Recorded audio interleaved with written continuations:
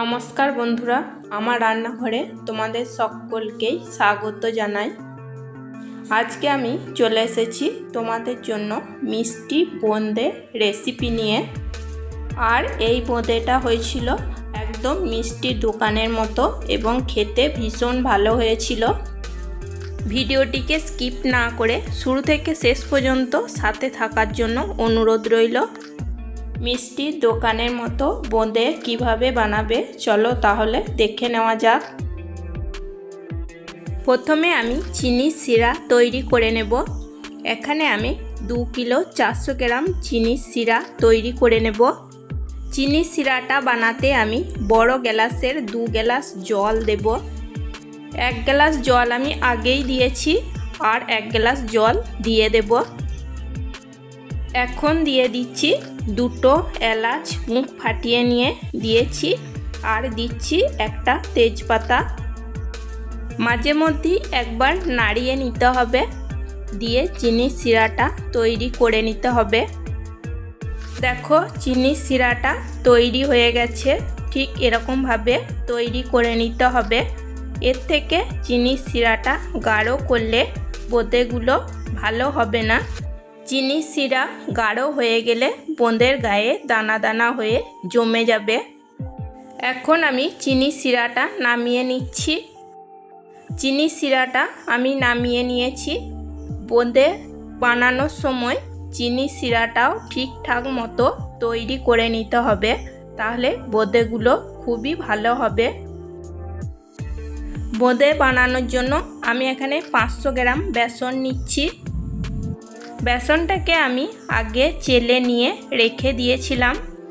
বোঁদে বানানোর আগে অবশ্যই বেসনটাকে ভালো করে চেলে নিতে হবে।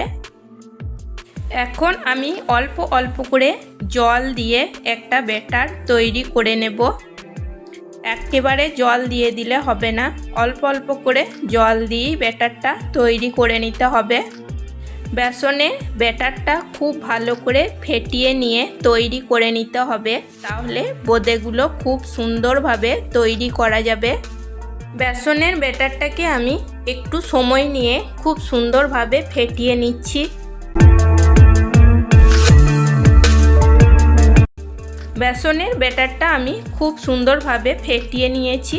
এখন আমি দিয়ে দিচ্ছি 2 চামচ ময়দা আর একটু জল লাগবে, সেটা আমি দিয়ে দিচ্ছি এবং আবারও এই ব্যাটারটাকে আমি ভালো করে ফেটিয়ে নেব। আমি এখানে 2 চামচ ময়দা দিয়েছি, তোমরা ময়দার পরিবর্তে 2 চামচ চালের আটাও দিয়ে দিতে পারো। দেখো বেসনের ব্যাটারটা আমি খুব ভালো করে ফেটিয়ে নিয়েছি। এটা খুব পাতলাও হবে না, আবার খুব ঘনও হবে না।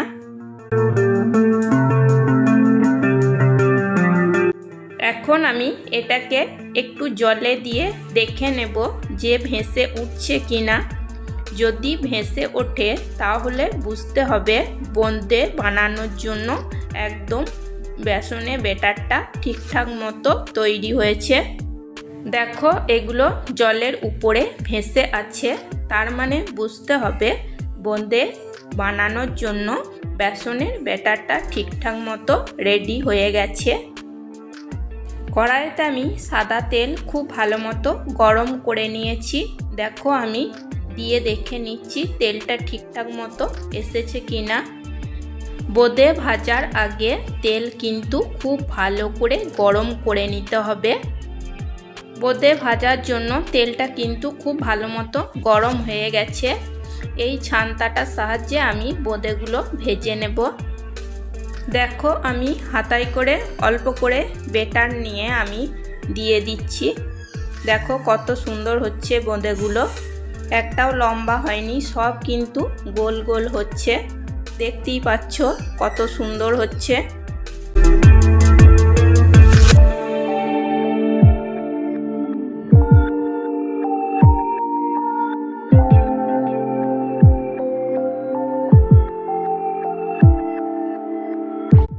আমি এখানে বোঁদে ভাজার জন্য অনেকটাই বেশি পরিমাণ তেল নিয়েছি, সেই জন্য বেশি পরিমাণ বোঁদে দিয়েই আমি বোঁদেগুলো ভেজে নিচ্ছি।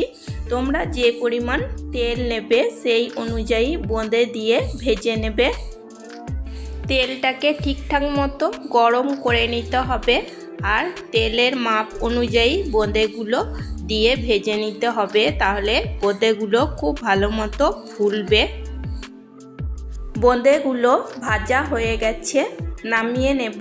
এর থেকে বেশিও ভাজবো না, আবার কমও ভাজবো না। বোঁদে ভাজাগুলো একটু তেলটাকে ভালো করে ঝরিয়ে নিয়ে চিনি শিরার মধ্যে দিয়ে দেব এবং হাতায় করে নাড়াচাড়া করে ভালো করে চিনি শিরার সাথে মিশিয়ে নেব।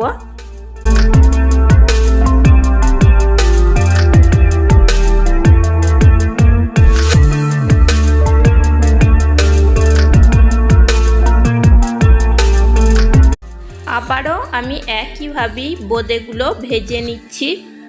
আমার মিষ্টি বোঁদে বানানো যদি তোমাদের একটুও ভালো লেগে থাকে তাহলে আমার চ্যানেলটিকে সাবস্ক্রাইব, লাইক, কমেন্ট, শেয়ার করে আমার পাশে থাকবে।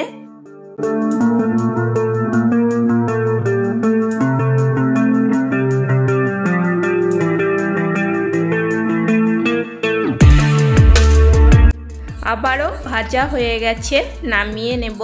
তেলটাকে খুব ভালো করে ঝরিয়ে নেব, দিয়ে চিনি শিরার মধ্যে দিয়ে দেব।